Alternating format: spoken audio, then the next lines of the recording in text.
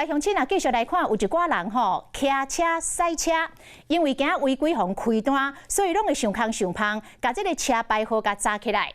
台北市就有一个阿婆骑车载一大堆的物件，毋拿车头甲车身违规来超载，佮甲锁啊绑伫个车尾，拖两个菜篮，转弯的时阵速度就爱真慢，要若无菜篮就会害出去。讲阮若甲伊差一点就去共害着过路人，就是因为阿婆的车牌号拢砸起来，所以民众嘛无法度来检举。警方讲，若拄着这种的状况，会当马上来卡110来通报这个路段甲方向，安尼巡逻的警员就会马上去处理。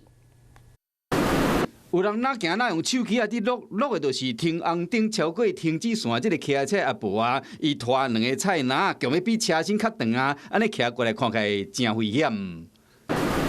物件是一甲强要无卡路，直行都已经真危险啊！这个阿婆啊，搁要正弯，虽然速度有较慢，也过拖的菜篮安尼害过了，有可能扫到过路人。觉得很离谱，后面拖一个东西，危险就是他转弯的时候，他这个会甩出去嘛，它是一个绳子绑的，会甩出去嘛。网友将影片抛上网络，问车牌挡掉咧，袂当检举，安尼向好扫到向衰。翕的地点是伫台北市中正区南昌路甲福州街口。道交条例规定讲，机车载物件跨度袂当超过手环外口10公分，超过车尾部分为后轮啊心算起袂当超过半公尺，违规会罚300块到600块。另外规定，车牌若是垃圾也是被炸掉，上悬罚600块，而且检举人要提供完整的车牌号码，若看无会当安尼做。